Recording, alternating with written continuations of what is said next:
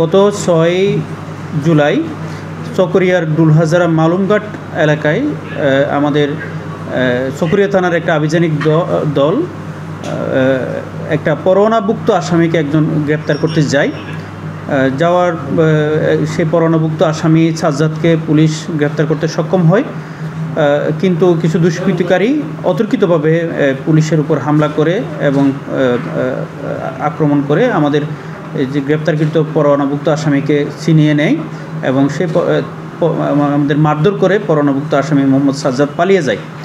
এই ঘটনায় আমাদের দৃষ্টিগোচর হয় এবং আমরা এই একটা পুলিশ এজেন্ট মামলা হয়, 6 জনকে আসামি করে 8-9 জনকে যে ঘটনায় জড়িত তাদেরকে আমরা পলাতক আসামির দিকে একটা মামলা রুজু করি। এরপর বেশ কয়েকটি আভিযানিক দল আমরা তাকে বিভিন্ন জায়গায় অভিযান পরিচালনা করি গ্রেপ্তার করতে। গত রাতে কক্সবাজার গোয়েন্দা পুলিশের একটি আভিযানিক দল কলাতলী ওয়ার্ল্ড বিচ রিসোর্ট থেকে যে পলাতক আসামি সাজ্জাদ হোসেন, সেই উক্ত ঘটনায় রুজুকৃত মামলার এজাহারনামী আসামিও তাকে আমরা গ্রেপ্তার করতে সক্ষম হই এবং আমরা যে এই জেলায়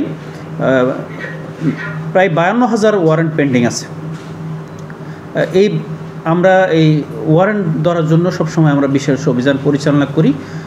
অনেক সময় আমাদের এই ওয়ারেন্টধারী ব্যক্তিগুলোকে ধরতে গেলে এই ধরনের ঘটনা ঘটে।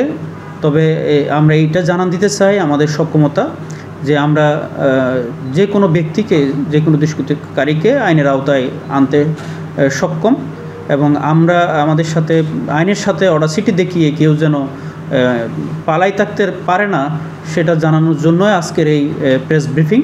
এবং আমরা এই যারা ওয়ারেন্টধারী ব্যক্তি তারা যদি হাজির হয়ে বিজ্ঞ আদালত থেকে জামিন নেয় অথবা আদালতে কারাভোগ করে তাহলে এটা আমাদের জন্য ভালো, আইনের শাসন প্রতিষ্ঠার জন্য এটা সহায়ক ভূমিকা রাখবে এবং আইনের প্রতি তারা যেন শ্রদ্ধাশীল হয়। এবং কেউ যদি আইন নিজের হাতে তুলে নিয়ে আইনের প্রতি উদ্ধতপূর্ণ আচরণ করে এই ভেবে আসামি ছিনিয়ে নেওয়ার চেষ্টা করে, পুলিশের গ্রেপ্তারকৃত আসামি পুলিশকে মারধর করে পালিয়ে যাওয়ার চেষ্টা করে, তাদেরকে আমরা অতি দ্রুত সময়ের মধ্যে আইনের আওতায় আনতে সক্ষম।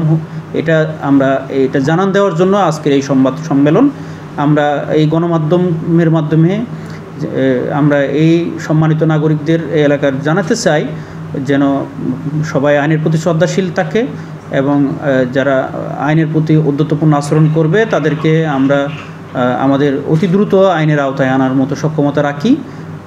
এবং আপনারা আজকের এই অনুষ্ঠানে আমাদেরকে এখানে এসে সহযোগিতা করার জন্য